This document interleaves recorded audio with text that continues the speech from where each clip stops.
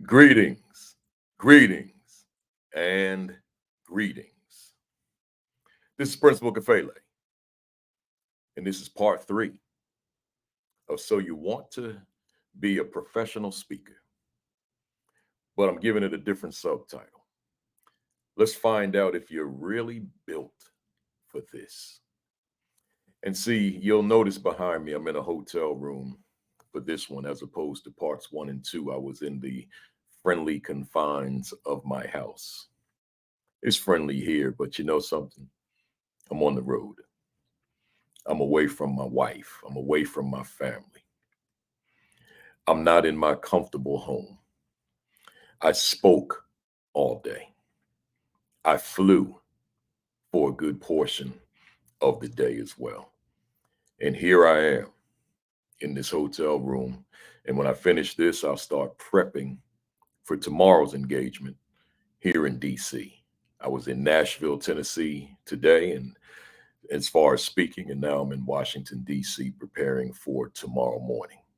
So I wanted to do this here because this is when I'm doing the work now. I'm dressed a little different. See, the one at home, the two I did at home, I'm home. I'm relaxed, I'm chilling. I'm in my most comfortable environment. And with this one called What's Find Out If You're Built for This? Well, part of that is if you're built for living in these hotel rooms, but I'm not even there yet. I got a whole sequence. I don't want to be too long, but I was on the plane this afternoon and I came up with 30 different items I want to talk about. So let me pray that I don't go over 2 hours on this, but 30 items that I want to talk about, because if you want to be a speaker, or if you want to elevate your game in speaking, meaning that you do it, but you don't really do it as frequently as you would like to, then there's some things you need to consider that the audience members don't see, that the client doesn't see. The only one that sees this is you and your colleagues that know this business, that understand this business. But anyone else, they probably see it as the glamorous life, right?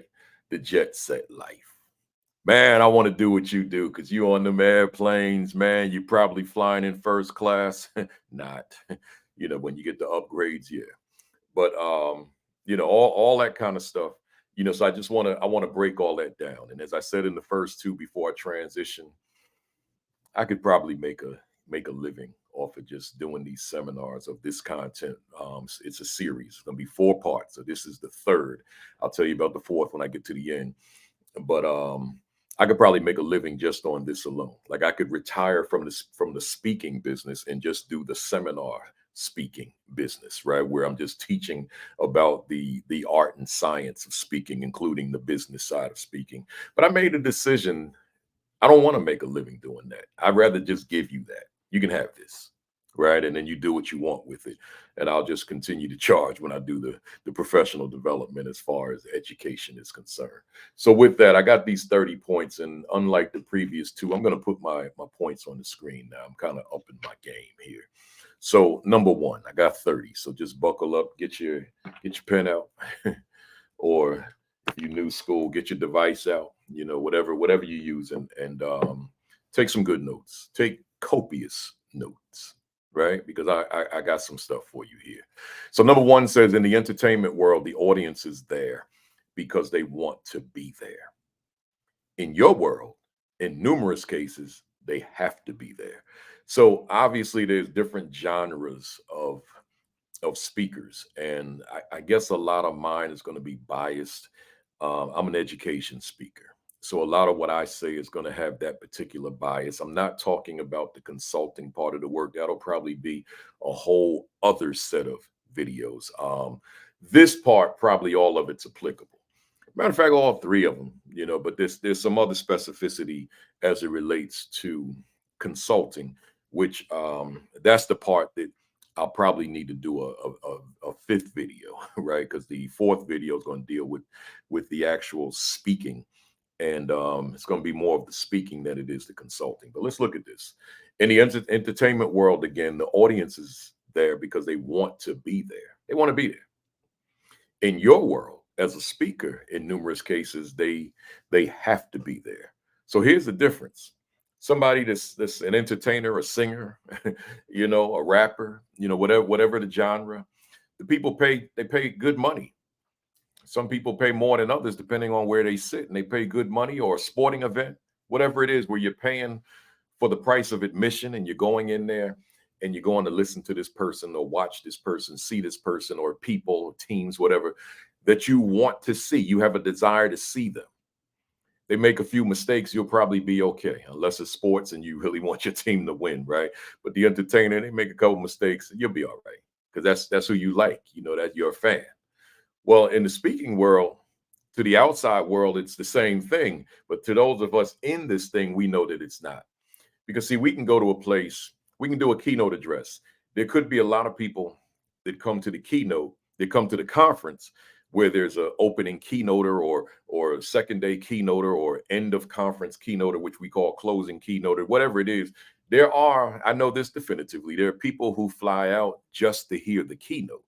So make no mistake about it, there's been a lot of people who said to me, Principal Kafele, I'm only here because I want to hear you.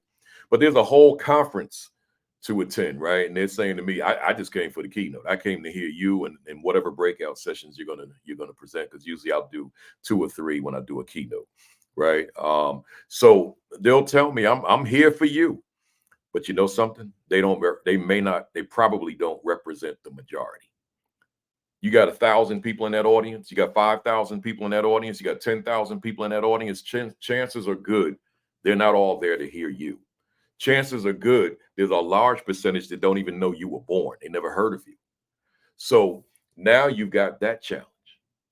You got that challenge of, okay, I've got a portion of the audience that just wants to hear me, but I've got another portion that may not be interested in hearing me, or they heard of me and I've heard them enough times, or I heard them and I don't like them. So you have to contend with all those things, right? Because the people don't want to be there all the time. Like, think about professional development at a school as opposed to a conference now. So at the school, it's an in-service day. So you're the in-service presenter. So now those folks, they have no say.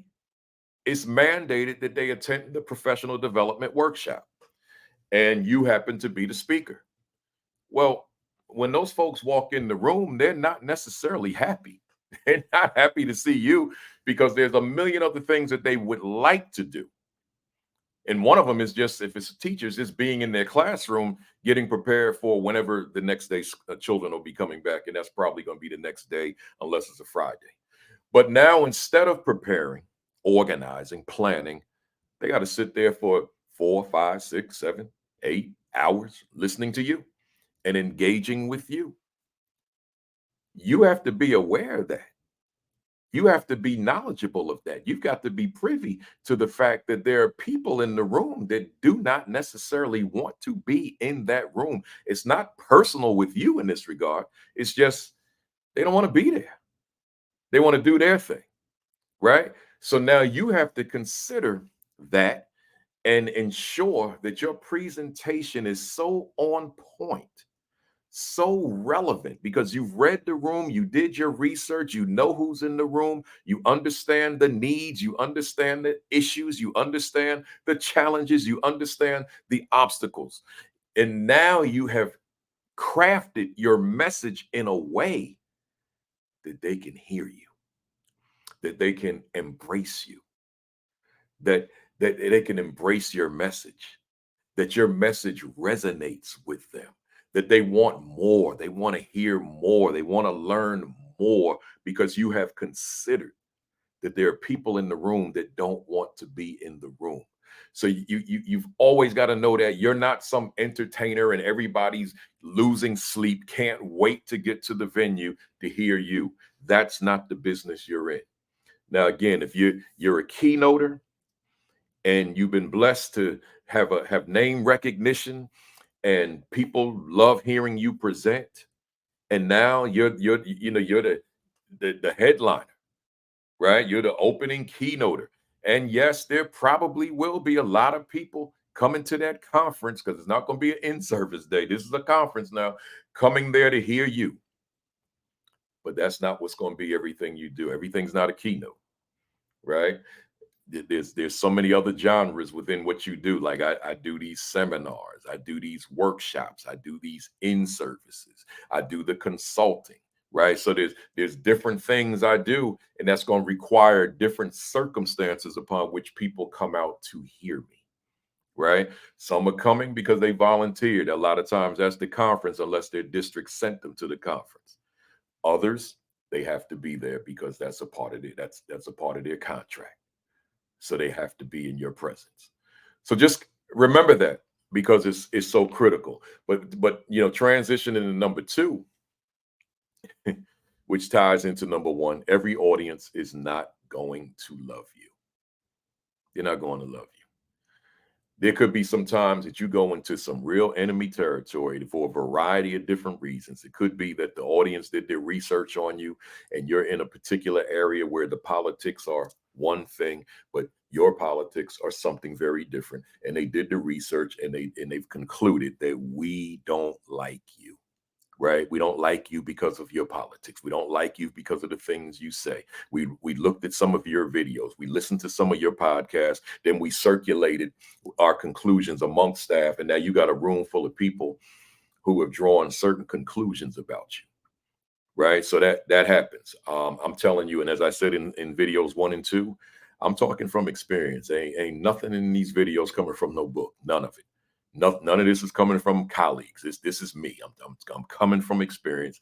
I've been in those rooms where I knew I was not loved. Right? I've been in those rooms where you can just see it's blatant that there's a pocket of people, or there's several people. They don't want to be there. It might be because they don't want to be at the in service, but it might be me. That part I probably never know. Right? I've been in rooms where they're rude. They're on their phones, not in ways that they're taking notes. They're on their phones where they're in the back taking selfies, right? So that kind of thing. And of course, the professional that I am spoke to it, but in a very tactful way. Those are aberrations, but I'm just letting you know that everybody is not going to love you, right? This is a vast country, and there's just vast schools of thought on a lot of things, and whatever genre of speaker you are, whether it be an education speaker or whatever speaker, everybody in there is not going to be in agreement with the way that you see the world. You can't take that personally. You can learn from it. You can learn from the experience and craft your messages accordingly so that you reach more people, because there may be many people in there who don't want to hear you, that need the message. They don't know they need it, but the client does. That's why they brought you there.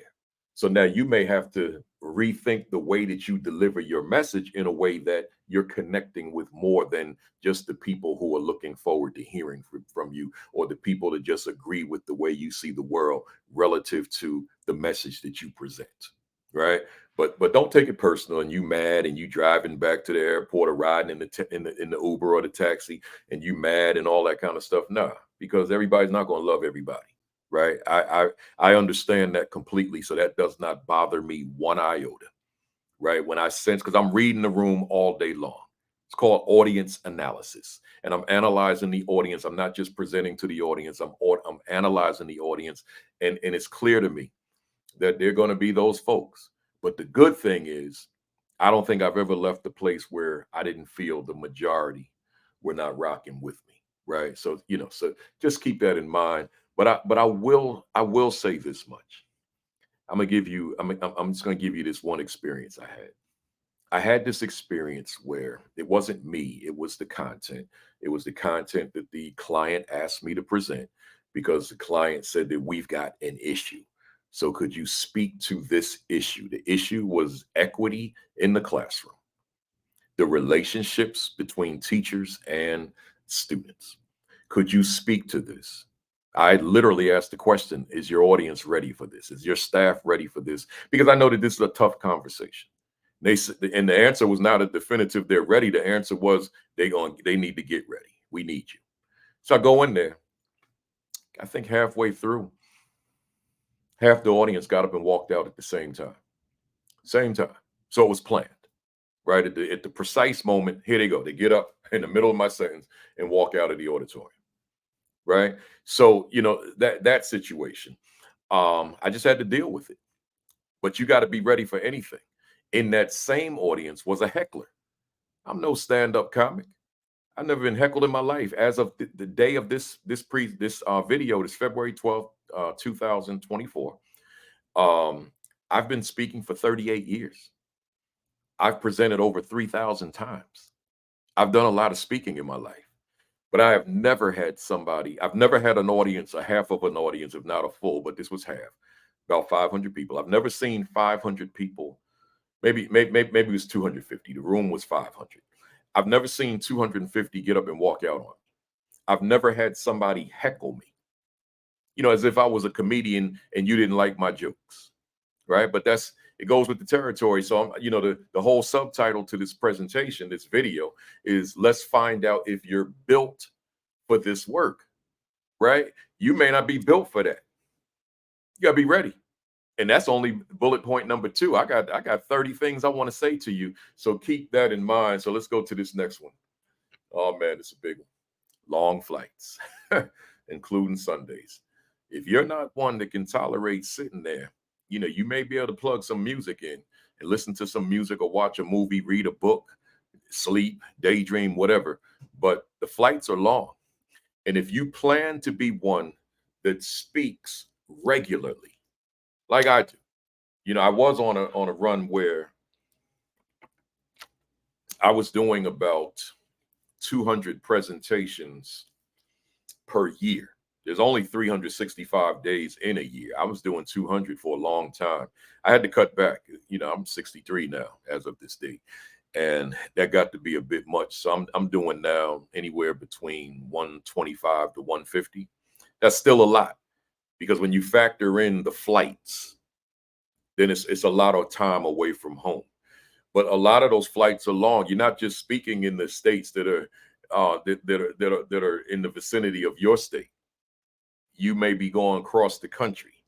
You may be going across the ocean, right? Depending on what the demand is for your services. So just know that you're going to do a lot of flying. You may do more flying than you do speaking. Those flights are long. Those connections keep you in the airport for a long time. So between the flight and the airport, we're talking about oftentimes, that consumes your entire day. But I put in parentheses, including Sundays, because people that know me on social media, they know that's not my day to fly. I don't like it. I post every Sunday I fly, I post a selfie, letting them not say to them, y'all already know. I do not enjoy it. It's like, that expression, the lonely walk. When I'm walking in that airport, man, I'm so down and depressed. It's like, man, I want to be home. I want to be with my wife. I want to be watching, because there's some kind of sport on, right? If it's during the fall, it's football. During the winter, it's basketball, and I'm missing it.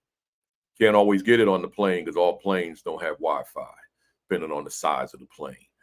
So but I'm just saying to you, I'm asking you if you're built for this work. Well, it will endure a lot of flying, a whole lot of flying. But the flying, I'm saying this now to make it sound like the flight will be there on time waiting for you. You'll jump on the plane and fly. But let's look at it this way with number 4. Misconnections, delays, ground stops, cancellation. Let's break this down. The airline industry has shifted from what I knew it years ago. I've never seen so many delays since post pandemic. I've never seen so many delays. It's ridiculous. It's incredible. But all those delays on the first flight, and what I find myself doing is praying that the connection is delayed. Right? You praying that's delayed, because if it's not delayed, if it's on time, then chances are you're going to miss that connection, because your first flight was delayed. So I try to do non-stops as often as I can, but you can't always, because you fly into these little rural places and they got these little airports, and there's no way in the world you're going to get a direct flight to them. So you got to fly to these hubs. So I fly United. So because Newark, New Jersey is one of the hubs for United. So I'm flying to Chicago a lot, which is another hub to connect to the smaller airports. Or I'm flying to Houston a lot, because that's another hub that connects to a lot of the smaller airports. If I'm flying Delta, then I'm flying to Atlanta a lot. I'm flying to Minneapolis and Detroit a lot. If I'm flying American, then I'm flying to Charlotte a heck of a lot, right? Not Philadelphia, because Newark doesn't go to Philly. So I'm flying those particular hubs to get to where I'm going. So those places where I'm going from one big city to another semi-big city, such as Newark to another big city or semi-big city, then we can get a direct flight. But let's talk about them smaller towns. Oh man. And that's a lot of the flights you're going to take. Everything's not in a big city, right? Especially if you're in the education space, because I can be in any school in America, and that school could be in some obscure place that requires a second flight or even a third flight. I don't do that much. That's very rare that I'll do that. I'll explain how I figure that part out though. So you missed the flight because of a delay, right? So now you're in the airport all day waiting for the next flight, which could be 4, 5, 6 hours later, right? Or it could be you missed the flight because of traffic. You were sitting in traffic for a long period of time and that you didn't anticipate. Maybe there was an accident or something occurred which created traffic. You left your home in enough time, or you left the venue as you go into another place in enough time. But here you are, you're in this traffic and you missed the flight, right? Or there's a ground stop because of thunder and lightning or other extreme weather. The grounds crew is not going to work when there's thunder and lightning or extreme weather. They're coming inside. So now your plane's not taking off. So if that happened in a particular city with the first flight, but that connection city has no weather issues, you're not going to make that flight unless it was spaced out far. And usually the airlines, they don't space them out hours apart. They space it out so you could just make it if the flight is on time. So now you gotta figure some things out. So in terms of figuring some things out, I'm going to get to that. I'm not going to get ahead of myself. I don't think. I think I'm a matter of fact. I don't mind getting to myself. Let me get ahead of myself. Let me go on my sequence. So I'll get to it. So the bottom line is you've got a delay or you've got a ground stop, but there could be a cancellation. Right? So now you've got this cancellation. Now, what are you going to do? Because if your flight was canceled, chances are there were a whole lot of other flights that were canceled as well. So now you got to figure out, well, what am I going to do? What am I going to do? How am I going to get there? As a matter of fact, yeah, let me just go head on with it right now. See, those of us in this speaking industry, and I don't care how much money we're making, how set we may be financially. We're professionals. I'm speaking for me, but I'm also speaking for my colleagues. We're professional people. We're not in the business of calling clients and saying we can't make it. No, we want to be there. So therefore, there are many a night, many, not a few, many, where that flight is missed. Then we go to the phone here and we go to MapQuest and we figure out how many miles between where I am right now and where I'm going. 100 miles? Okay, I can do that. 200 miles? Ooh. 300 miles? Oh my God. 400 miles? Ooh. 500 miles? Oh Lord. And we make a decision. So far in my life, I've been doing this as an entrepreneur for the past 13 years now. Since 2011, it's 2024 now. I I've always made the decision to make that drive. Always made the decision to make that drive. That means, let's say, for example, I start driving at 5 o'clock because there are no more flights to get to that destination. And I know those people plan for a long time for me to be there. Could be a year because I get booked a year in advance. So they could have planned for a year. I don't mean all my bookings are a year in advance. I mean, some clients want to lock me in a year in advance. Others are like, it's February. Is it too late to get you next month in March? I mean, we got that too, and everything in between, so it varies. So I don't want to call the client and say, oh man, I know you planned this thing for a year. You got all, you got everything set up, the guests who are coming, the dignitaries, all that kind of stuff. I don't even call them. I just make that drive. Now, the unfortunate thing, I post on social media, I'm making the drive so they see that. And then, or someone at that place sees it and they panic. But I let them know I'm gonna be there. So what does that mean? Let me keep it real with you, as they would say, keep it 100. It means I'm gonna drive. Let's say 5 o'clock, and it's a 12-hour drive, right? That means I'm driving from 5 to 5, y'all. 5 in the afternoon till 5 in the morning, so I can make that engagement, so I can make that keynote, so that I can make that workshop. And think about it. If it's a workshop, that means I'm driving 5 to 5, and then I got to do a 6-hour presentation. I ain't got no gas in the tank. I haven't slept. I haven't showered. I haven't changed clothes. I haven't shaved. I'm just walking in there as I was, as I am. And we're going to make this thing happen. And hopefully I don't have to speak the next day. But let's say I do, because it happens. Then I better try my best to get to a hotel early so I can get sufficient rest. But I'm going to tell you something. And don't write me no letters talking about you doing too much. It's the life I live, y'all. Some days I don't get to have that sleep that I need. Right. So I got to try to get it on that plane, because I might still be getting in very late at night. Or I might have had some more flight issues, because they may be dealing with the same weather as the other flight that caused the delay. Right. So whatever it is, I'm saying to you, if you're not built for that, then this is not for you. Because speaking is not just being on the stage and getting a standing ovation. That's not what this what I'm explaining to you. This is not a small part of it. This is a big part of it. It's a big part of it.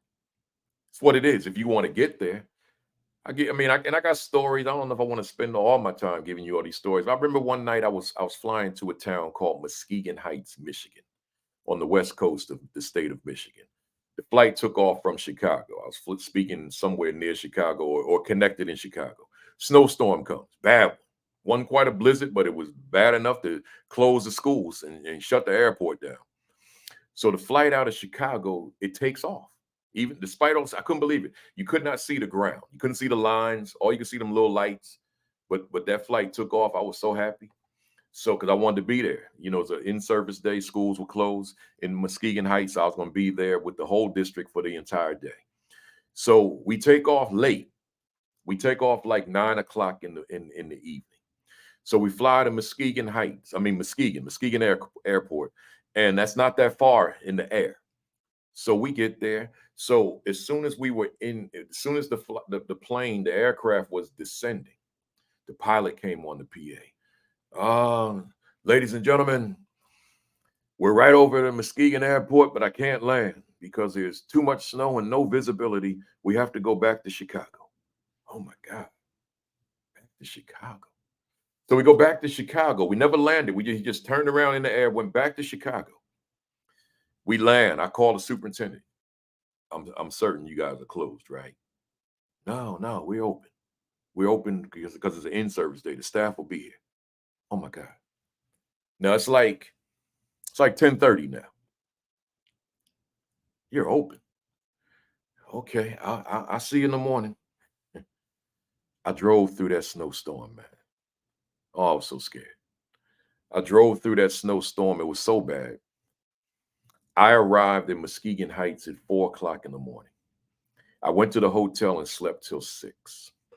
Got myself showered and dressed, ironed my clothes, and got to the school by 8 and spoke until 4. That's what it is, y'all. That's what it is.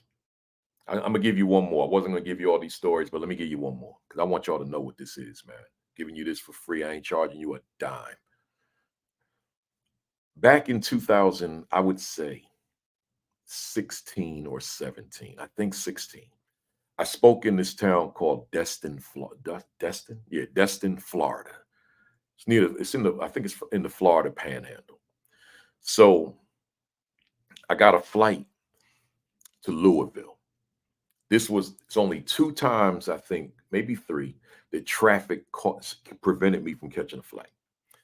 So I'm flying. I'm driving to the airport, and there's this crazy traffic. I missed my flight. I gotta get to Louisville because I'm speaking at this conference, Southern Regional Educational Board, high schools that work. They used to call it. Now it's called Making Schools Work. And I'm a presenter. I think I have 3 workshops to do. And I knew, that's one of my that's one of my big conferences. So I get a lot of people that come to those sessions. So so I missed the flight, but I'm not calling that conference to say I'm not going to go. I'm not going to be there. I go to the phone. How many hours between Destin and Florida and Louisville, Kentucky? I think it was 11 or 12 hours. I make the drive. I get to the air. I started driving at about, I would say about 6 o'clock. I get to the airport because I stopped to eat a few times. I get to the airport about 7 o'clock a.m. I'm due on that floor in that room on that platform at 8 o'clock. So I turn the rental car in, jump in a cab. They drive me to the Louisville Convention Center, and I'm walking in there like about quarter to 8. I'm in yesterday's suit from Destin, Florida, with no sleep. I walk in there. I do the 3 presentations. Now the next day, guess where I got to be? Honolulu, Hawaii, to do a big keynote to every administrator in the state of Hawaii. So I closed my eyes at the Louisville gate just to get a minute or two in. Well, when my eyes opened up, that plane was gone. I tried to find flights to get to Honolulu and I was unsuccessful. I panicked. I called the client. They said, relax, we got you. They knew about an airline that I had never heard of, Hawaiian Air. I know it now. They said, we got you an itinerary. Catch the next Louisville flight to Minneapolis. From Minneapolis, catch the flight to Las Vegas. And from Vegas at 1 a.m., catch the Honolulu flight, and we will pick you up at the airport at 7. They pick me up at 7 a.m. I'm on that stage at 8 a.m., and I'm in that same suit for 3 consecutive days. There are pictures of it online. It's wrinkled, as I'm sure you could imagine. And then I didn't have to leave until the day after. So I went to sleep. At night, I woke up with pink eye in both eyes. They had to take me to a clinic to get an eye drop antibiotic so that I could see. I could not see a thing with light. There's more to this story, but that's the heavy part. The more is I had 5 more consecutive days on the road. Wasn't like I went home now to chill. I still have 5 more. This was the summer. If you're going to be a speaker in the education space, the summer is your peak season. That's when you speak every day. July and August, and even June. Unless you turn people down, you speak every day. I speak every day. That's my peak season. I don't do that during the year, but June, July, and August, you can best believe I'm somewhere. I'm on somebody's stage, someone's platform, someone's room, right? So wanted to give you all that just because I'm, again, the subtitle. Let's find out if you're built for this. Let's find out what you're made of. Let's find out if you're wired for this work, because it's not the glitz and glam of being on the stage. There's more to it than that, right? Let's go. Number 5. Falling asleep at the gate. Having to sleep at the airport. So I told you about the falling asleep at the gate part. That can happen. Now I set the alarm. Well, I set the because I do fall asleep at the gate, or I deliberately go to sleep at the gate. You hope nobody steals your bag from you, but I do. But I set my alarm. But that having to sleep at the airport, I was going to put a picture on here, but I didn't load it. But for the first time, 2023, I slept on an airport floor. I missed the flight, as is normal, and had to get this weird time flight. And it was landing. I was speaking in Kansas. Where was I speaking? I was speaking in Denver. So there was a flight to get me from Newark to New Jersey to Denver. That's what, no. to Kansas City, but it was this weird time. Like it was landing at like 2 o'clock a.m. And the next flight to Denver, which is where the conference was at 6 a.m. So there was no way to go to a hotel between 2 and 6, right? That's impossible. The beauty was the Kansas City airport was brand spanking new. They had renovated the airport. I don't the carpet I found, I don't think anybody ever walked on it in life because the renovation was so new. So you could smell that newness, man, and it was like in a corner. It wasn't like in the regular walkway. So I took my coat, man, and made it a pillow, and I went to sleep until 5:30. And then I got up, caught that 6 o'clock flight. I had posted about it and took a selfie of myself on the floor.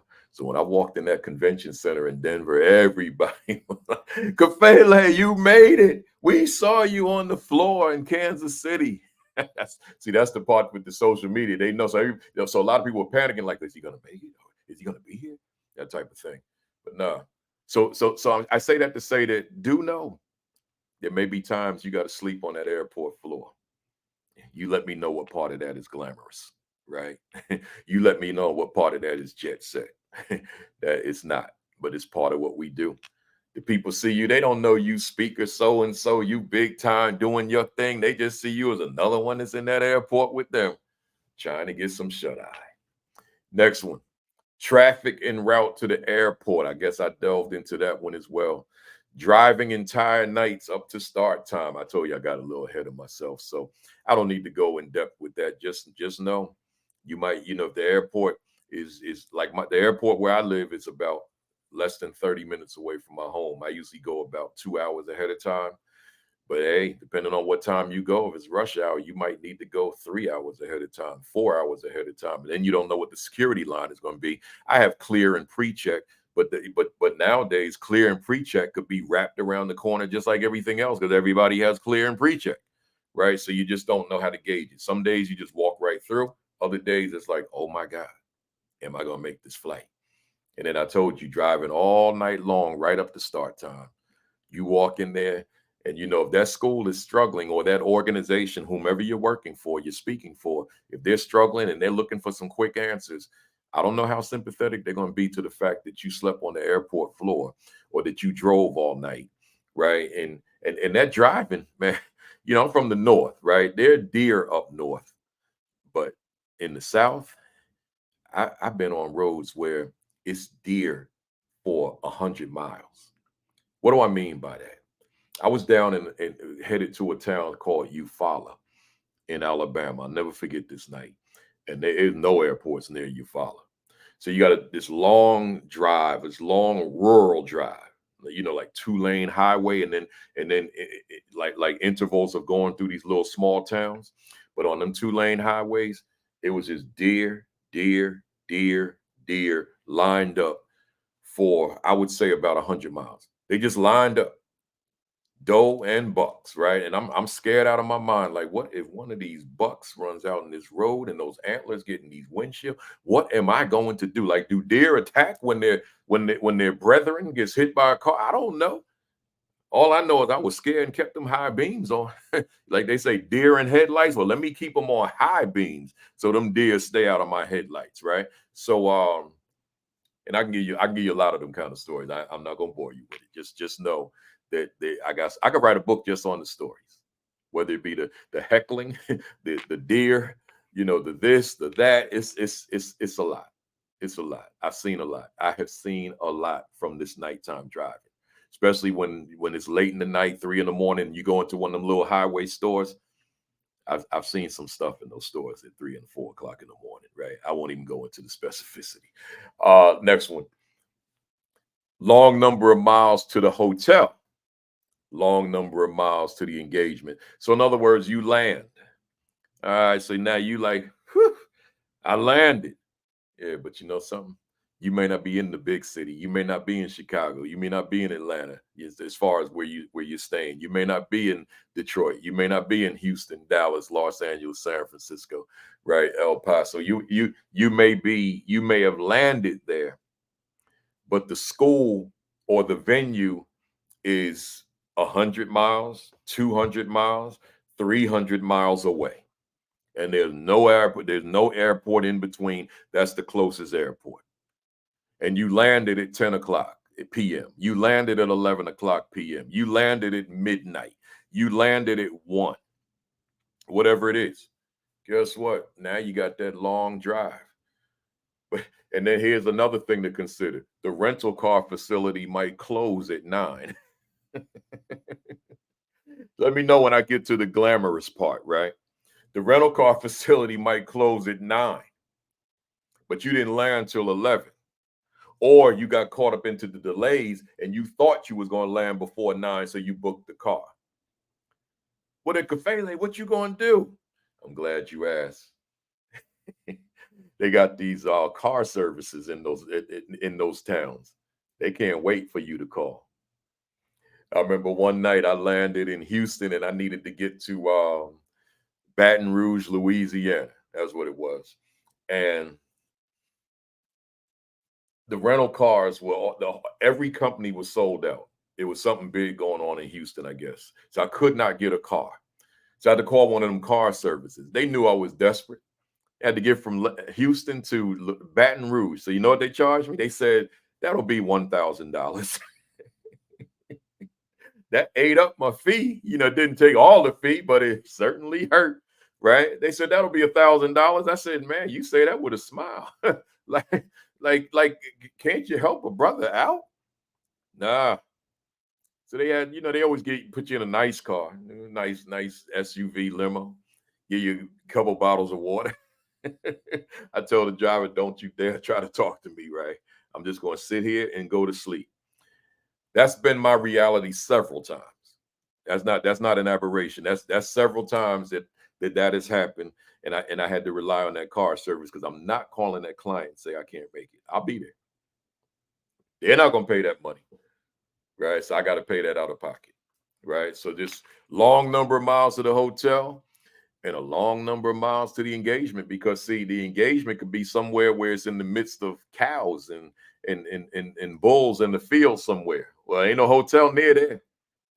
So you may have to get up like you don't speak till 8 or 9, but you may have to get up at 5. And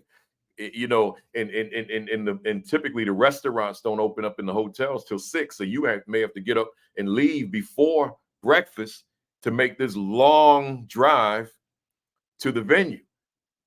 And then they don't have any food, or they got stuff you don't eat. Like I don't mess with pork. So now I'm in some southern place where they live and die off of pork. And now, well, oh, we got breakfast for you. We got bacon and pork sausage and pork this and that.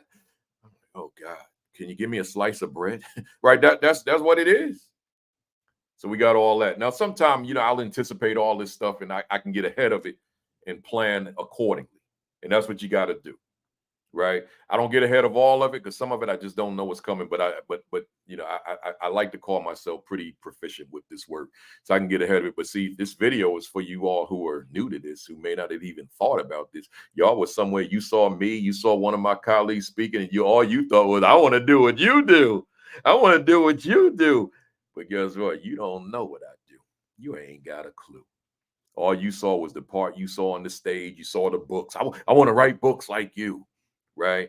I want to fly planes like you. I want to make videos and write blogs and but you don't know about this part.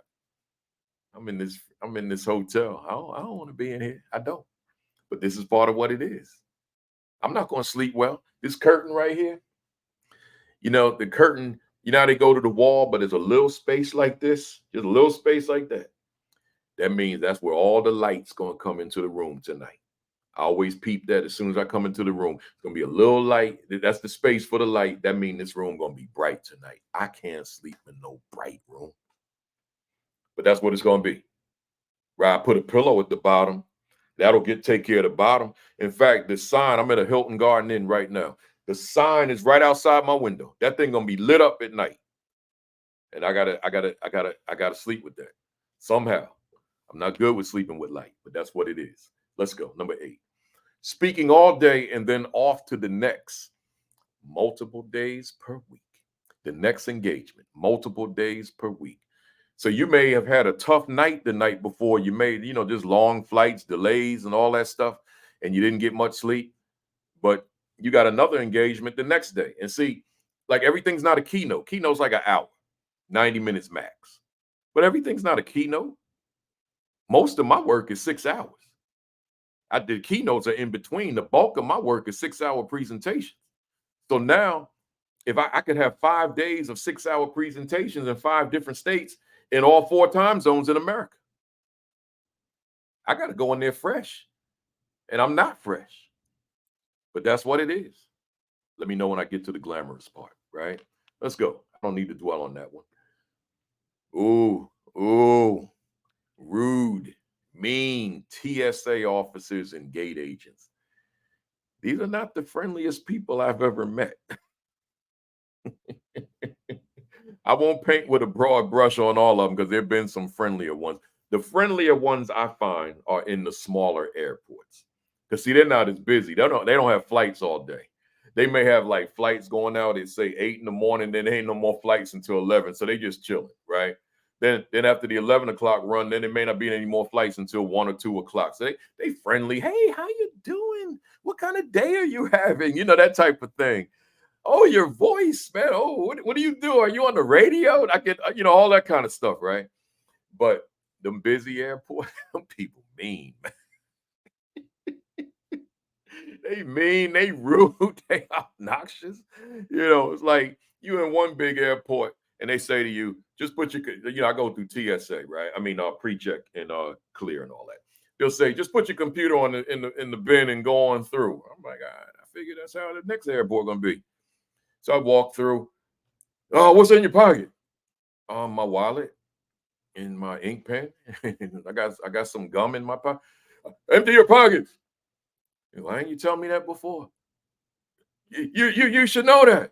But the other airport didn't do it that way. I thought y'all do the same thing. See. So now you don't know what you're gonna get. You don't know what kind of day they've had. So I can't be completely mad at them because they may be dealing with rude customers, right? So rude flyers, that type of thing. So I always keep that in mind as well. Everybody has a bad day. Everybody dealing with mess. But I'm still going to stay to what I said in number 9. I be dealing with some rude people, man. I'm like, man, I walk in these places where I speak and I'm getting, the respect that I deserve. And then I come in here to this airport and you treat me like I ain't nobody. Like, man, come on, man. I've been around the block for a minute. You got to be that mean, right? Right. And if it's not the TSA, then the gate agent. Man, I might have a question, man. They gonna pretend I'm not even there. They don't even want to look. I'm saying, with you there, I'm here. You ain't even gonna look at me. And then when you finally acknowledge me, you can't say hello, right? I mean, but that's me. Maybe some of y'all that don't matter. It matters to me. Customer service matters to me. Let's go, y'all. Lost luggage. I don't have to spend a lot of time on this.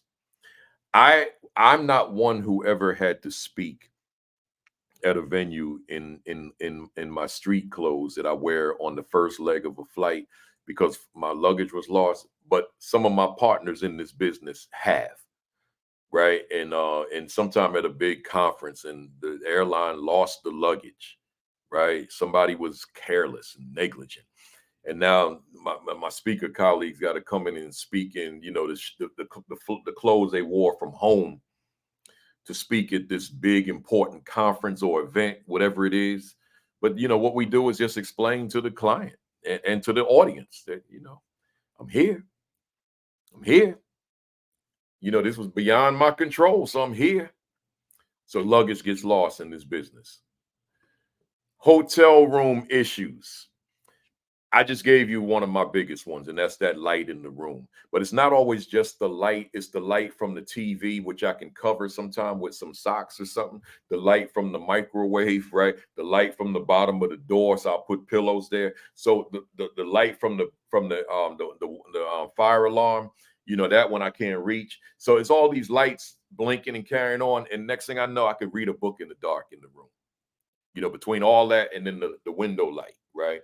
So, and then like because I've been doing this a while, I don't stay in little cheap rundown hotels. But when I started, I did. When I was new to this as a new entrepreneur going back to 2011, I was going to wherever I could spend the least amount of money because the fee is built into the expenses. Your expenses are built into the fee.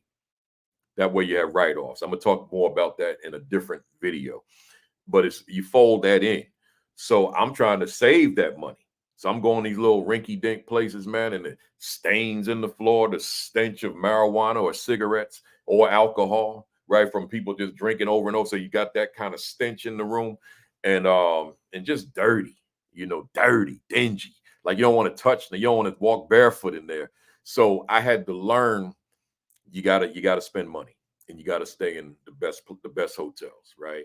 And then I'm convinced that I brought a mouse home once. I'm convinced of that. Somebody might say, ew. I really do because this thing we couldn't catch them. We brought in top-notch exterminators. They could not catch this thing, and I know it was just one. And when I finally got him months later, we lived with this mouse lived with me for months. I think I brought him home in my bag. We had we call that snack people eat that fish thing, man. I can't remember what you call it, but these little fish crackers, right? We kept we I don't eat them, but my family does, and we kept spare bags in the closet. So one day I go in the closet looking for something, goldfish. That's what it is, and all the goldfish were eaten up. I said, that's how that mouse was surviving.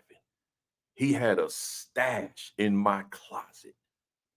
So he eat that, come out at night and leave evidence that he was still there. You understand what I'm saying? And then he hide in the day. We'd never see him. He's living off the goldfish. Now I have a Kwanzaa set I used to keep in the closet. And if you know anything about Kwanzaa, it has it has Indian corn. So ears of corn that represent the number of children in your household, right? So let me stop moving around, making my screen blurry, right? So now we are trying to get this mouse. That same day that I found out he was living off the goldfish, he also was living off the ears of corn, the Indian corn in my closet. I'm convinced that mouse got in my room in the hotel. I don't know about the hotel room, but more so the lobby, right? Or in the airport, or at the venue itself. But the bottom line, I'm convinced I brought that mouse home because we don't get mice. We don't get mice in my house, right? I got that house sealed solid all the way around the perimeter. So somehow, some way. So, but so hotel issues, it's just a plethora of different things, man. I can go on and on in terms of what these issues are. Spend a little extra money and make sure you're in a hotel that you're very comfortable in, right? That matters. I might also say, since I said it, try to stay with one chain so that you can accumulate points. And it's a brand that you know, and therefore you have certain expectation. So when that expectation is not met, you can call right downstairs and say, look, I know the brand inside and out as if I built it myself. This is not it, right? That's what I do. I'm a Hilton guy. I know this Hilton brand. I know it. And I have certain expectation because I know it. I fly one airline, United. The only time I fly other airlines like American and Delta is when United just doesn't have what I need, which is rare. I've got over 1,000,000 miles on United, and I've got about between American and Delta, I have about another almost 300,000 miles. So with United, I got 11. I got 1,100,000 million miles um, over the past 13 years. Right. So I'm in the sky. The flight attendant said, "You a bird just like us then." Yeah, I'm in the sky all the time. And then rental cars. I use one company, National. I don't use anybody else. The only time I use another one is if I book the car late and National is sold out. That way with National, I earn free rides. With the hotels, I earn points. And then when I go on vacation, I can use the points instead of paying out of my pocket. And then with the miles, when I go on vacation, I never pay for those. I just use the miles. They pay for the entire flight, right? My wife and I when we travel, or when my daughter flies home. You know what? Whatever I need miles, and I don't want to pay, and I don't want to pay for the fare. So So, but that's being strategic. That's being smart. One airline, one hotel chain, one rental car company, right? Rental car chain, right? And that way you get the perks. That's important. That wasn't even a part of this video, but I thought I'd throw it in there. Rental car issues. Oh man, that's another one. I was in DC a few weeks ago and the car broke down. It was going to stop, and I would have missed the flight, and we'd have had some serious issues. The check engine light was on, and right when it was going to cut off, I was at a red light on an incline, and the only thing that saved me, as long as I could keep that engine rev, then I was going to get to that airport and return that car after I had finished the engagement. But when I got to that red light, it was going to shut off. But because I was on an incline, I was able to rev and then let it kind of just go back and forth and not hit the car behind me. And that got me to that airport, right? But sometimes, when you use a little cheap agencies, the car could be dirty, could be gum under the seat, and you touch it, or somewhere. I mean, just stains from the last person that had beverages in the car, all sorts of stuff. I use National. I have an expectation. I shouldn't smell smoke. I shouldn't smell anything. It should smell clean, look clean, is clean, and it should have an ice scraper, right? Imagine you get with some company, you're not thinking about ice because you come from a hot weather city or state, and then the next day the windshield's frozen and you have nothing to scrape it, and now you're late because you got ice all over the car, right? So, and I can go on and on with that, but just make sure that you think about everything that car needs for you the next morning so that you can get there and not have to be concerned about a car, right? Let's go, y'all. I got a lot to go, and I'm gonna get all this in this video. Number 13, preparation.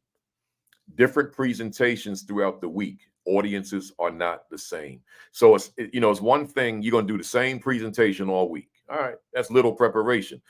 Although you do need to know your audience, and their needs may be different from the previous day. But a lot of times I'm doing presentation A on Monday, presentation B on Tuesday, C on Wednesday, D on Thursday, E on Friday. I got to prepare for those. Yeah, they're sitting in the computer, but they may not want my canned presentation. They may want something specifically geared toward them.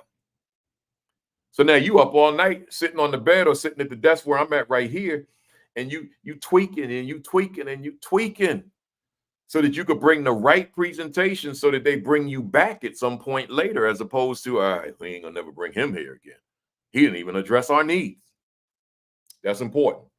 So all that preparation, and that's including on the airplane. So on the plane, you may want to prepare, but you may be sleepy at the same time. So here you touching the key, but now your finger stays on the key, and now you're messing up the whole page because you fell asleep, right? So now the letter A is repeating all over the PowerPoint screen or the keynote screen, depending on if you use Mac or PC.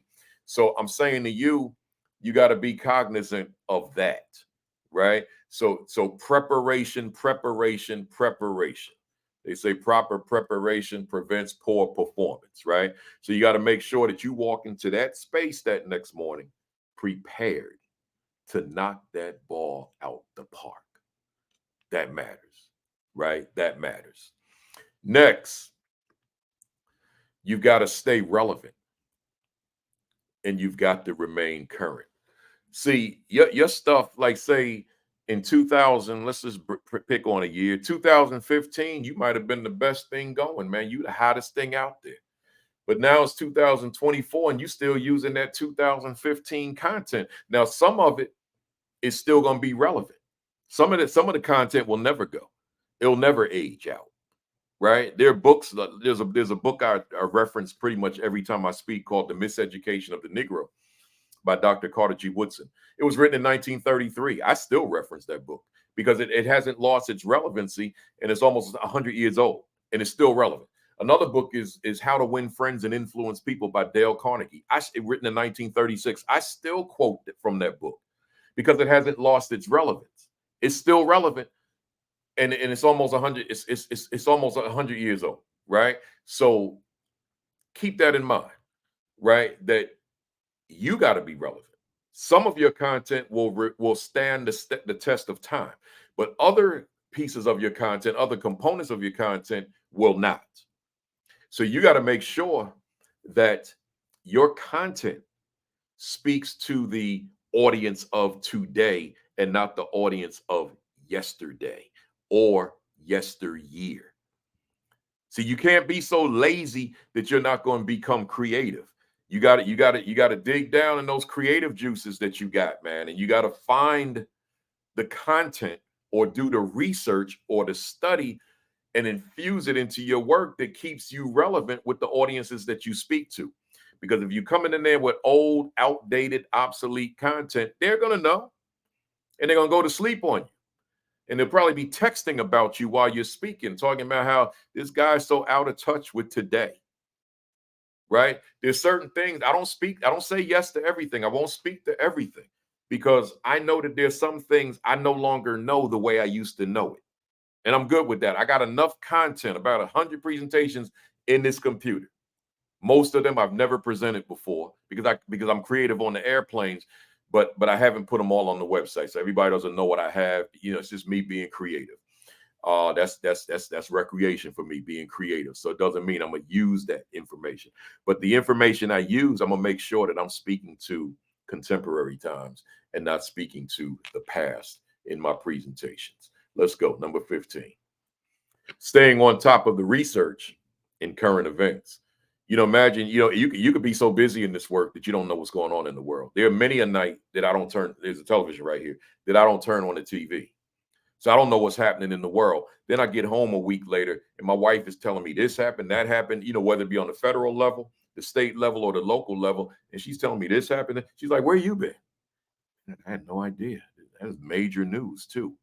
So it forces me to at least know the headlines because I got to know what's happening around me. You know what? These things happening in the world relative to current events could have implications for the content that I deliver. So I need to stay on top of it. But in addition to that, I just need to be on top of the research around the topics that I address. So do you. You and I cannot afford to be ignorant to what the new research is saying about the things that we talk about. That's of paramount importance. Next, to kind of switch gears a little bit, lugging books around, product, equipment, or not having product and therefore losing money. Let me tell you something. Young me, I used to lug these books around, man. I had these suitcases full of books. I didn't have other product. Some people have shirts and other trinkets and so forth. I never got into that. I only lug around my books, certain equipment, primarily my computer, my camera that I'm using here. I don't use the computer camera. I use a better camera than that. So I make sure that I bring a ring light, right? So as a matter of fact, as far as the kind of camera, I use a Logitech. I guess I'll tell you that I use a Logitech camera. They say that's the best one. So it's a little bit more expensive than something less quality. And I got a ring light sitting right here. So anywhere I go, I can pull up anywhere and go live or do a recording. It doesn't matter. I'm prepared. So that's what I do. I do a lot of live presentations because I have my AP and New Principles Academy, which this video is on that channel. But some days I speak on Saturday. It comes on every Saturday at 10:55. So I tell the client I'll be out there to speak, but not between 10:55 and 1 o'clock Eastern time. I'll be doing my live stream. So schedule me accordingly, before or after. And I shouldn't say 10:55. Gotta bring my guest in and I gotta prepare. So 10:30 to 1 o'clock is off limits. But I got my equipment. So between my equipment, my computer, my light, my camera, my adapters, all that kind of thing. So I don't bring a lot of heavy duty stuff with me outside of that. But the books, I got to a point where I said, I can't do it, man. Just the travel alone is enough without me having to check in a suitcase full of books and then have to stand in a line to check in the suitcase. Even if I have, I got airline status, obviously, with all the miles I have. I'm 1K with United. So so that's, I got priority, but those 1K lines can be long sometimes. And then the wait for your luggage, ain't no priority with that. They put a little priority label on your luggage, but sometimes that little priority label means nothing. Your stuff still comes out dead last. I don't have time to be waiting for that, right? And then you roll in an extra suitcase to the car, all that kind of stuff. So I opt to not sell books and lose money. I lose hundreds of dollars every time I speak because I don't bring books. So I rely on the publisher to do the work that they do, right? You have to make a decision. Do you want to be walking around with your suitcase, your computer bag, and then another suitcase of books and shirts and whatever else you sell? I don't want to. When I was younger, I did. I'm older now. I don't have the energy for that anymore. So you have to make that decision. So I'm losing money. If I'm speaking every day and I could sell $500 of books a day, then I'm losing out on $2,500 every week. It's okay. We'll make it up some other kind of way, but that's just a decision that I made. I'm good with that because I need my energy. I got to conserve energy, and carrying sacks of books or suitcases of books, that's expending just too much energy for me. Let's go. Number 17, vending at entire conferences and other venues. Here's what I'm saying with that. Younger me again. I used to vend all over the place, man. Anywhere that they would have a vendor, I'm there. Conferences. The conference is 3 or 4 days. Now you got to make a choice. Do I stay at the conference, pay the vendor fee, and forego other engagements that I could have had on those days? See, it's like you got to weigh the two, because you could stay and vend and meet a lot of people at those tables, as I know I got colleagues that do that, and I applaud them for doing it, right? So they're there all them days. They may only speak the one day, but they'll stay for the 4 days, the 3 days, the 5 days, whatever it is, so that they can network and network and network and network. And now they're building their client base. That makes sense. They may be losing out on other business, say like within those 4 days, those 3 days, those 5 days, but they may do better by staying at the conference and networking and vending at the same time. Because as people walk past the table, they see the books, they see the shirts, they see the products. Now they can make a purchase, but now you're in a position to have a conversation, right? And in that conversation, they learn of your business, because see, in a breakout session, you're not allowed to sell. I think I said that in one of the other videos, but you can put your website up, right? You can put your contact information up. You can put the listing of your book titles up. You can put your social media up. So they know that you're a professional speaker. So you don't have to say, book me or call me. You don't have to say that. It's on the screen. You could say, if you want to contact me, because I say to the people all the time, you want to stay in touch with Principal Kafele? There's my email address, or it's on the website. Hit me up. They know what that means. See, I don't have to just be explicit with it. Call me so we can talk about me coming to your school. I don't have to do that. Right? So it's there. But when you vend, now you can say it. So now you have the conversation, you exchanging cards, you talking about what you do, you're selling your services. So it may be advantageous to stay at a conference, pay the vending fee for the 4 days, and then you got hundreds of people that come by your table, and now those folks may keep you booked for the rest of the year, right? So you got to keep that in mind. See, it's all a process. Let me know when I get to the glamorous part, right? Let's go. Number 18, bad sound system. I don't need to spend time on that. All I can tell you is I don't mind saying this on this camera. I love my voice. I treasure my voice. I feel blessed that God gave me the voice that He gave me. I get compliments on my voice everywhere I go.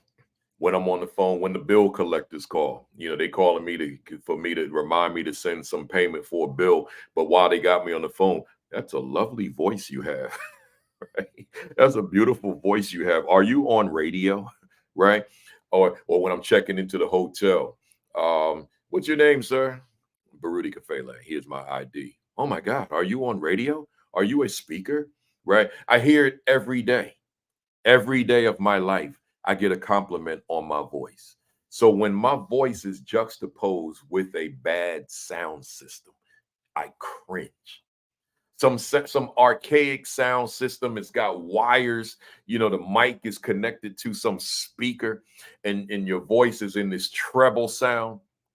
I know speakers that bring their own speakers. Presenters that bring their own sound system along with the speakers, right? Some of my colleagues, and I understand why. I just can't be lugging it. These folks that I have in my mind, they lugging a lot of stuff around, right? I can't do it. So I gotta. So usually when it's a bad sound system, I say to them, forget it. We're not using a mic. I'm going to project today because I need my voice quality.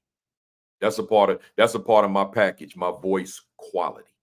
Voice quality matters, right? So I'll project. Now, if I got to project for 6 hours, that's another story, right? Because if I'm speaking all week, or if I'm doing 3 engagements that week, or if I'm doing 4 engagements that week, I got to preserve my voice.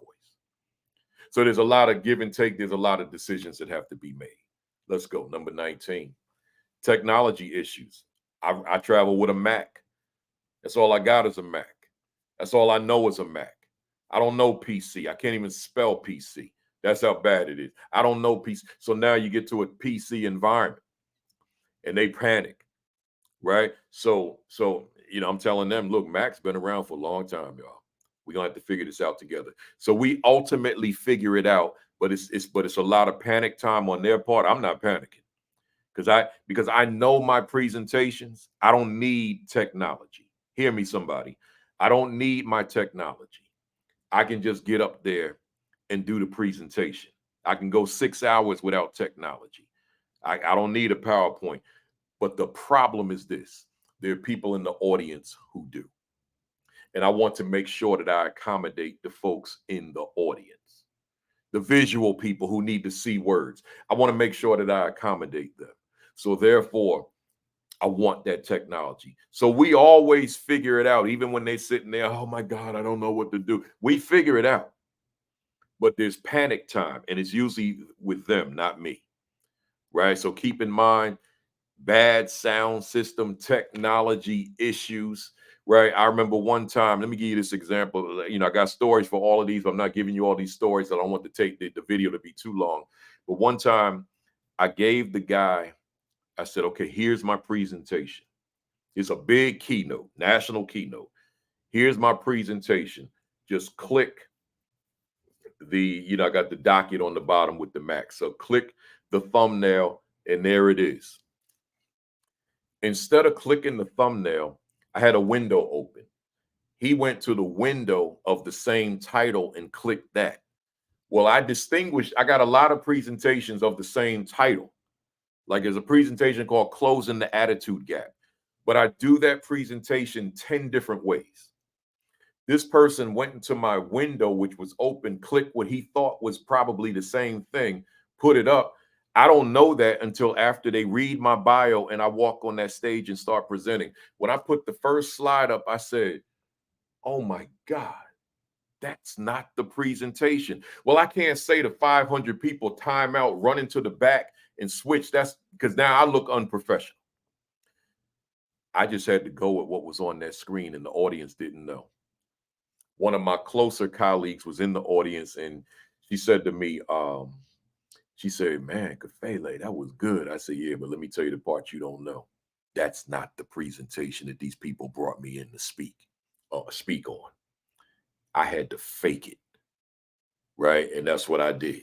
I made sure that I took what was on the screen and geared it towards the topic that I sent the client, but it was not the same presentation. Right? So that's a different level of technology issues. In this case, the technician making a egregious mistake, right? Here's another one. Bad room setup. I go in some of these rooms, man, and they got the people right up on me. Now, this was pre-COVID. Pre-COVID, I still don't want them right up on me, right? Right. Like, give me some walk space. But uh, now we're in. I just don't like to say post COVID because we're still, or post pandemic, because we still got issues. But now that we're back in brick and mortar, I don't want people like right up on my feet. Give me some space to be able to walk around. Or It may be some cafeteria and you know they don't have have the seat backs. So now they fidgeting because they're uncomfortable on those benches, right? Or the way they have the tables arranged, which makes it difficult for me. Or I'm in a gymnasium and they got the staff sitting in bleachers going upwards. Now, so I'm down low. That takes away all my power and authority. I mean, I can go on by saying the room setup is not conducive to me being optimal. So I'm saying to you, the room setup matters. The room setup matters. It's not just walking into a room and let's go, right? It's you got to look at that room. Does this room work for you? Because there's a lot of rooms that don't work for me. There's a lot of lighting that doesn't work for me. I'll get into an auditorium. They got the stage lights on me, and I don't see anybody. I gotta see that audience. So I'll tell the people, yo, you gotta bring them lights down a little bit, right? Or bring the house lights up. I have to be able to see who I'm talking to. I can't just talk at, I mean, I can, but I'm so much better, more effective if I can see how I'm connecting. If I so I can see if I'm connecting, because when they got them bright lights, if somebody walks out or if a cluster walks out to go to the bathroom or just walks out, whatever it is, I don't even know it. I need to know that because if I see people, if I see a pattern of people leaving, then I know I need to make an adjustment. Maybe I need to give them a break so that they can use the restrooms. So the setup of the room, it matters. And I've been in some bad setups, but let me tell you this: I didn't stay in a bad setup. I told the client, okay, look here, the room setup is not good. We need to make some adjustments, right? And we make the adjustments so that now I can present according to the way I need to present as it relates to the setup of the room. Let's go. I'm getting down to the end. Told you I got 30. Bad lighting that I just talked about, right? So that lighting, it could be bad lighting on the audience, bad lighting on me, whatever it is, but you got to make it work. Here's one that really wired mics. Are you kidding me? And I had one this week, a wired mic.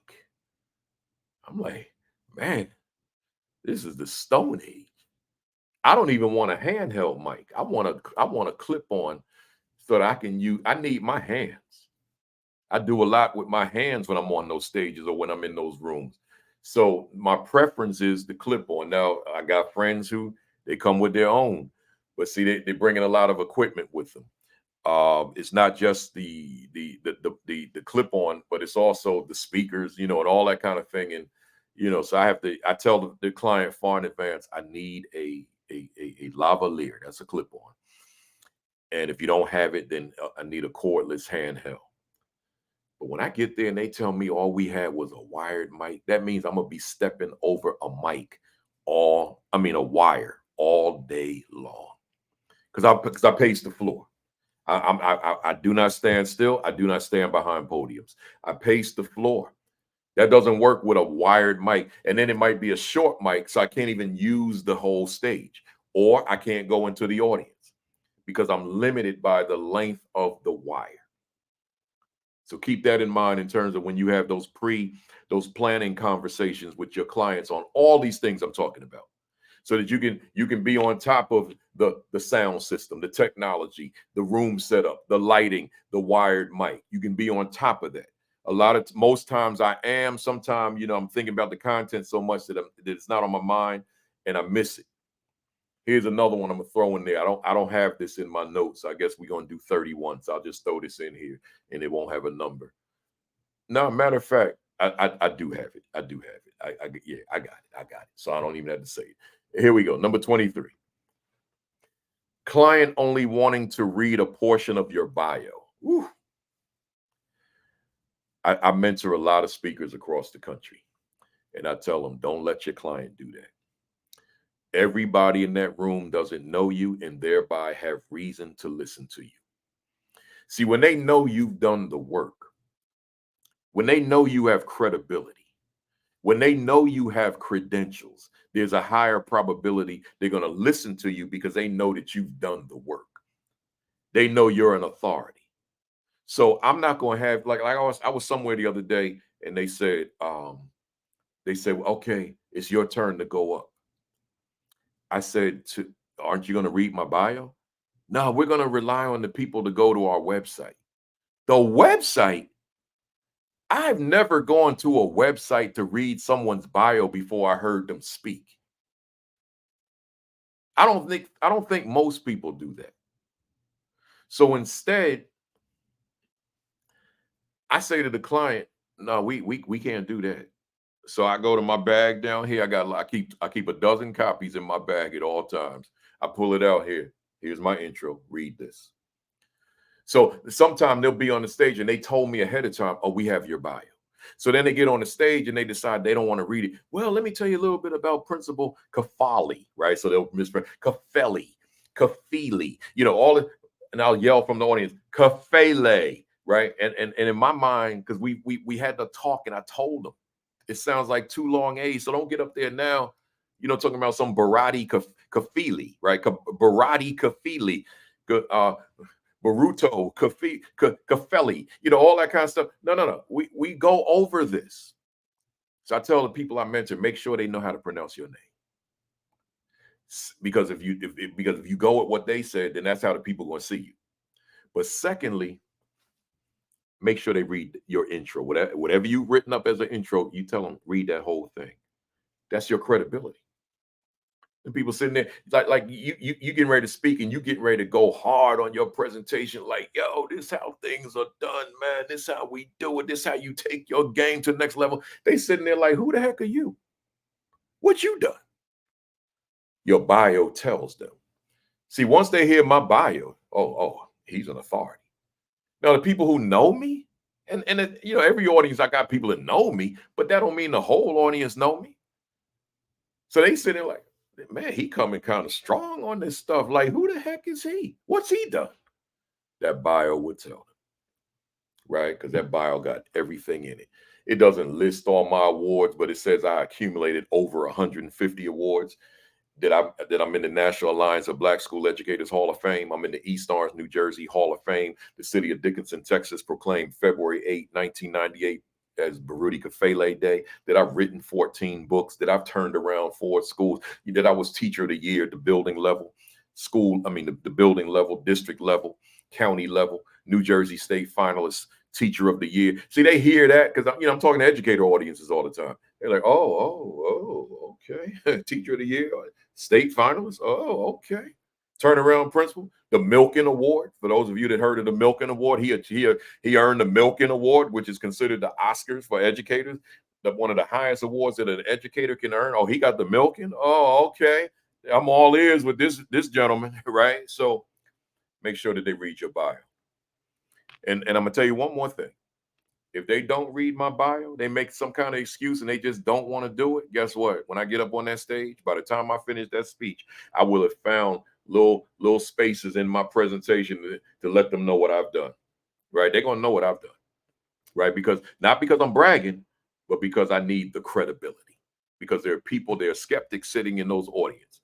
There are people who don't feel like they need to be in those audiences, don't need to be in the room. I need to let them know, no, I know your pain. I feel your pain. I know what you're dealing with. And I got answers. I got solutions to what you're dealing with. That's important. Enough said. Number 24, we go on to 30. Leaving the family behind, another switching of the gears. This is the toughest part of the work, I think. Man, when I'm leaving family behind, man, I'm getting ready to go on the road. So in the summertime, sometimes I'm out for 2 weeks, man. See my wife, man. That thing hurts, man. It really does. But the good thing, and I'll get to this in the next one, so I won't even say what the good thing is. Well, the good thing is that she's rocking with me, that she's riding this thing with me, right? That she's 100% full support of what I do, right? So that's the good thing. But what hurts is leaving family behind. So let me go back to my subtitle. Let's find out if you're built for this. Are you built for leaving your partner, your spouse, your significant other? Are you built for leaving them behind for a week or two? or a few days, whatever it is, you built for that. What if they frown when you leave? What if they look sad when you leave? You built to be able to go out there and block that out and still be optimal on that stage, on that platform, in that room. Like, can you separate the two, or is that going to affect you? See, because I tell people every day, if you can't handle that, or, and I'm gonna couple that with this one, spouse partner concerns. If your partner, your spouse, is not all in, you can't do this at this level that I do it. You can't. It's not gonna work. Your relationship will not work, or your career will not work. Something's not gonna work. I've been married as of the date of this video, which is February the 12th, 2024. I've been married for 34 years, 35 this year, later on in June. But we dated 5 years before we got married. So 39 years with this one person. So she knows me. So this, what I do, is a part of our relationship. Let me repeat that in case you missed that. This work I do is a part, is a significant, is an inherent part of our relationship. It is the relationship. So if that's where you are, then you good. You don't have to worry about that. But if it's like y'all keep on having these conversations, man, I don't like the fact you keep traveling, then you, something got to give, either your career or the partner. I hate to be so blunt with it, but that's what it is. It's not gonna work, because you're gonna be leaving out like with attitude, or leaving out depressed or sad or preoccupied, or, oh my God, what am I gonna do? How you gonna bring your best self to that audience and you got all that stuff on your mind? It's not gonna work. It is not going to work. So you're gonna have to figure out what are you going to do, and hopefully your partner, your spouse, comes around. Maybe your partner, spouse, become a part of the business, and they travel with you and they support you. My wife has no interest in traveling with me, so we make it work the way we make it work. But maybe with you, your partner be your business partner, right? It comes with you, sets up for you, introduces you, all that kind of thing. Because there are people that's what they do. Their spouse, they go up and read the intro. They at the back table selling the books. People do that. But you got to figure out what works for you in order for you to sustain your relationship, right? Because if you don't, then that relationship could go south, and now your career is intact, but you just lost your best friend, right? So you gotta consider that. Let's go. Number 26, your diet on the road, right? So this is the part I said I'll wait until it comes up. It's here. So you got to talk to your clients about what you eat and what you don't eat, because they may be so happy they got this beautiful spread. Like myself, I don't eat cheese. I despise it. I don't even want to smell it. So they said, we got this great lunch for you, Kafele, and it's all cheese. It's like this got cheese on it, that got cheese on it. I'm like, I can't eat that. So now make sure I tell them, don't give me no cheese, don't give me no pork, don't give me no fruit. And y'all don't send me no emails telling me how I need fruit in my system. I know that, but I just don't like fruit. I can eat an orange, but the rest of that stuff I can't tolerate. No emails about that, please. Right. So I'm saying to you, I don't want that stuff. No kind of cheese. Cheese like this cheese, that cheese, this cheese, that cheese. I don't want it. Right. So that's it. That's in terms of lunch with the client, because I'm there all day. I'm there from 8 to 4, 9 to 3, whatever it is. But let's transition to the diet as far as just what you eat on the road. I'm gonna admit to you, I don't always eat good on the road, and I think you all know. If you watching this, you know me. Maybe somebody could have stumbled on this. Algorithms could have steered it to you. I had a heart attack on the stage. My face might look thin to you, look good, clean, and smooth, all that. But I had a heart attack, man. I was bigger. My face was bigger. I took all the old videos off of YouTube it was pre heart attack me. My face was so fat on this camera. I said, man, I'm taking it down. And these were videos that people relied on. So I'm taking it down because it was pre heart attack stuff. And I just didn't want to look at those anymore. But I had a heart attack on the stage, University of Miami. I was talking to administrators from all over Miami, and my main artery clogged 100%. They call that the widowmaker. Doctor said your artery was filled with plaque. That means the bad food I was eating, right? All this fast food every day, breakfast, lunch, dinner, snacks. I'm eating fast food, drinking all this soda. So I got type 2 diabetes when I got the heart attack. It came with it. It was a package deal. So drinking all this soda, man, it's like pouring sugar down my throat every day. And so now I got to live with this. I'm on all this medication. I got to do all this treadmill work, this exercise. And but when I'm home, my wife takes care of me. That's part of that relationship piece I was talking about. But when I'm out here, I can't always get good food. It's just impossible. It is impossible. Well, I'm saying that to you. You got to consider that. Some days you in them airports, the best you could do is some fried chicken fingers, right? A burger, some French fries. Sometimes that's the best you can do just to be able to get something in you. Or you can go to the little store and get a kind bar, right? Some skinny popcorn, but that's not dinner. Hopefully at the restaurant with the chicken fingers, hopefully they got a salad at least, and you can have that. But I can't live off of a salad. I gotta have something a little more solid in me. See, at home I eat a lot of fish and a lot of chicken, but not fried. Right? It's baked or grilled. But when I'm on the road, I don't always have that option, man. The restaurants, most states, the restaurants close at 9. Other states they close at 10. But I may not even get out of the airport till 11. McDonald's is open, but that's what almost killed me.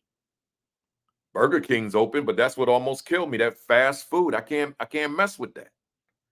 So therefore, I'm gonna admit to you, my diet is not the best, but it's not the worst. I'm not eating fast food. I haven't had a crumb of fast food since my heart attack of May 1st, 2015. Not a crumb of it. So we coming up on 10 years next year of the anniversary of the heart attack. But what a night that was. I'm not going to get into the detail of it because I have a video where I do. Go to the same channel you're watching this on, the AP and New Principles Academy. You'll notice right at the bottom of this, right under this video, it has the channel. Some people don't realize what those letters mean as a channel. Click the channel, AP and New Principles Academy, and go to one of those playlists that I have, and you'll see a video of me in a blue shirt. It says your leadership matters, but your health matters more. I break it all down, right? I give you all the detail of what that night was.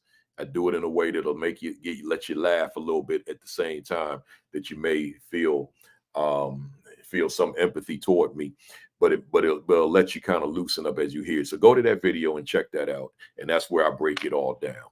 But the bottom line was my diet was killing me, and I'm using that word literally, not figuratively. But my lack, number 27, of exercise was doing the same.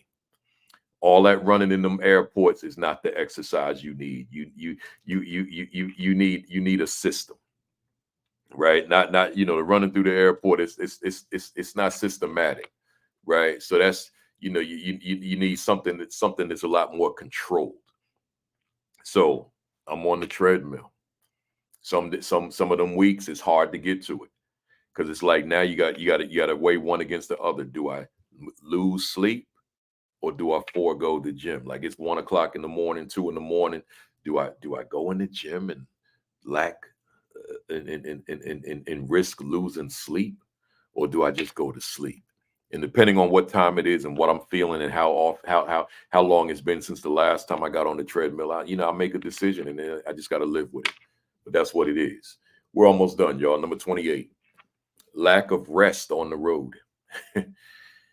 I've been talking about it all throughout, so I don't have to go really heavy into it. But I'm gonna tell you, you can go back to back to back to back with poor rest, or you can go to bed at a reasonable time, but the bed is just not your bed, and you tossing and turning all night.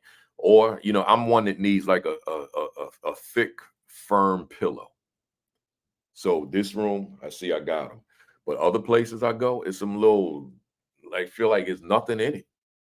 I can't do nothing with that, man. That alone, I'm losing sleep, right? Or that air conditioner slash heater is just not up to standard. And I mean, I'm in a good hotel, but it's still not what I need. Right. So it's either too cold or too hot, and I can't sleep in no heat. I don't ever sleep with heat on, but it might be too cold. I could be up in Minneapolis, right? I don't want to turn the heat on because then it gets too hot and I can't breathe. But I don't want to keep it off per se because then I'm freezing, right? So you got to figure all that out as well. But again, I'm talking about like, are you built for this?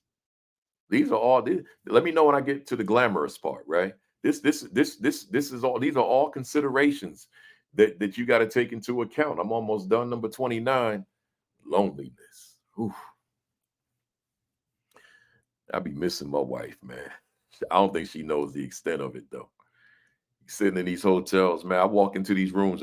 Since I'm Hilton brand, they all look the same.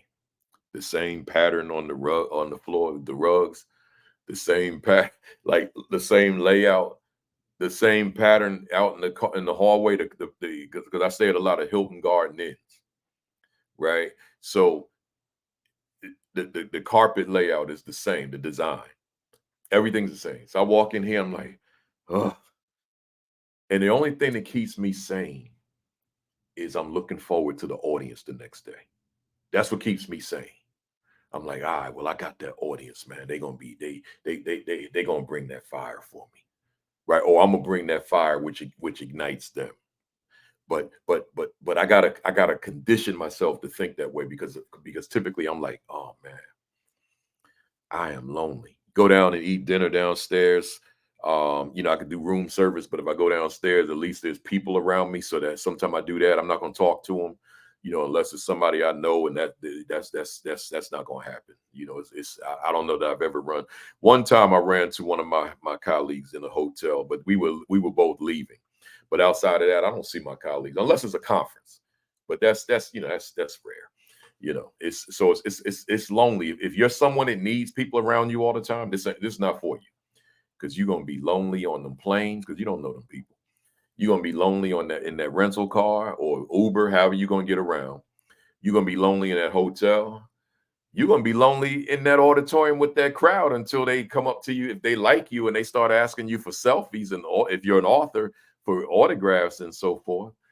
Because if they don't, then you really alone in there because they don't know you and they might not talk to you. They might just see you. Oh, that's the speaker. Or they ain't trying to like get chummy with you. But with me, I guess because of just my overall brand and the way I do what I do in the bigger picture, people come up to me and they want to talk to me. They want to take pictures with me. They want me to sign autographs and all that kind of stuff. So I get to have conversation and it kind of breaks up some of the routine and the monotony. But this is lonely work. It is. I'm in here like right now. The clock says 7:30, 7:23. Tuesday, what's today? Monday night. I'm gonna sit here and watch TV. But I ain't doing nothing. I ain't going nowhere. Order some food, and it's lonely. I don't need you to feel sorry. I'm just telling you what it is. Can you endure being alone all the time? And then I got one more for you in another direction. The checks arriving, the checks coming. I wrote that wrong, man. Checks coming or arriving late. Let me fix that in real time, man. That ain't right, man. Let me fix that in real time. Here we go. Here we go. Here we go. All right, let's go. Checks arriving late. There we go. I love StreamYard, man. You can fix stuff in real time. Check. So here you are. You dependent on these checks. This is how you make your money. You don't have no salary coming in if you full time. Now, if you only do this part time, but you do other things, then you may not be as dependent or relying upon this check. But if you like me and this is all you do, you save you all you do is speak, and this is the means of income for you, then I'm expecting that check on time. And some of these clients, man, like on average, it takes a month unless you get with a good one and they say, we're gonna have that check for you when you get there. We're gonna pay you before you even speak. But those are few and far between. If you get it within 30 days and you did well. But there's a lot of these folks, I'm calling, man, it's 2 months, 3 months, 4 months. Like, when you gonna send the check? And they making all these excuses. Oh, it's that one, it's that one. I don't want to hear that. We ain't say this one and that one when you invited me, right? So now, it's like what's this? It's February now. I'm still calling people for November payments. Yeah. So I'm sharing this with you, and even if some of them clients see this and they're like, man, he's stepping on my toes. He talking about me because I took 4 months to pay. Yeah, you dang all right. I'm stepping on your toes, and hopefully you won't do it again, right? But yeah, some of them they take a long time. Sometimes it's the bureaucracy. Got to go through so many different people's signatures, right? Sometimes in my world, the board meeting, like they approve you coming to speak, but then after you speak, they got to approve paying you. And that board meeting might not be for a month from the day you spoke, because it might be a district where they only meet once a month, right? So you got all sorts of different reasons and situations as to why you may not receive the check when you wanted to receive it. All right. So you keep that in mind. That's real. Right. But but you do like me and you keep calling or sending the emails, squeaky wheel gets the oil. So you be that squeaky wheel and let them know I'm still waiting. Right. I'm still with sometime. And then they want you to come back. We need you back. I'm saying, all right, well, first pay me for the first time. Right. They want to bring me back, but I ain't get the first check yet. Right? So pay me for the first one, and then we can talk about my follow-up visit. Don't try to combine them now. Like send my money. That's part of what we do. There's not for the speaker colleagues that may see this video, is not one of them that would say, "Oh, that's not my reality." No, they're gonna tell you that's what it is. That's what it is, right? So I think that's all I need to cover for this video. Again, so you want to be a professional speaker. Let's find out if you're built for this. I gave you a lot in this hour and what we at here? Hour and 41 minutes. Gave you a lot. I hope you took notes, and I hope you watched the video over. And I hope you go back and watch 1 and 2. And maybe by the time you see this, I will have 4 up. In number 4, we're gonna break down the presentation, right? We're gonna get so we've been dealing with the art. I mean, I'm sorry, the science, the business side. We've been dealing with the social media and the promotion, the marketing, and the being seen, and so just so much. I'm not gonna recap all that. You can go to part 1 and 2 and see it. But I want to talk about the actual presentation, the delivery, and the content in the next one. I don't know when I'm gonna do it, but I do know it's gonna be soon, right? Because I want to get all this out. And and that's it. I see you in the winner's circle, celebrating your victory, and hopefully this video is a contributor to your success, your victory in this speaking business, this speaking world. Because the intent, if you in here, then the intent is to stay busy. The intent is for your calendar to stay full. If you're a speaker, but you got an empty calendar, then we got a little oxymoron there, right? So you want to make sure that if you're a speaker, that you are out speaking, not a speaker with an empty calendar. But you got to keep in mind that which is behind the scenes that nobody gets to see. That's what this video 3 is. There was no, I gave you no glamour in this video. This is the part that nobody sees that you're living. But this is part of the life. The Super Bowl, Kansas City Chiefs versus San Francisco 49ers. Now if you see him for the first time like years later, then that might not be relevant. But right now, it was yesterday, last night. So I had to fly yesterday. I caught an early flight to Nashville so that I could watch the Super Bowl in its entirety from the hotel. But do you think I was happy about that? No, but I did want to speak to that audience today in Nashville. Today's Monday, February the 12th. But I wanted to see the Super Bowl on my couch with my food and my snacks, right? My wife sitting nearby. But I didn't have that luxury this time. It's not the first Super Bowl I couldn't see at home. I see them. I see them all. But I leave early so I could catch it in the hotel. Now, had that flight been delayed or canceled, then I probably would have missed it, right? Because I would have been driving all night. I would have drove to Tennessee. That would have been crazy though. But that's what it is. That's what it is. So enough said, y'all. I hope you enjoyed the video. If you did, give me a thumbs up and let somebody else know. All right. Until next time, be safe and be well and be successful.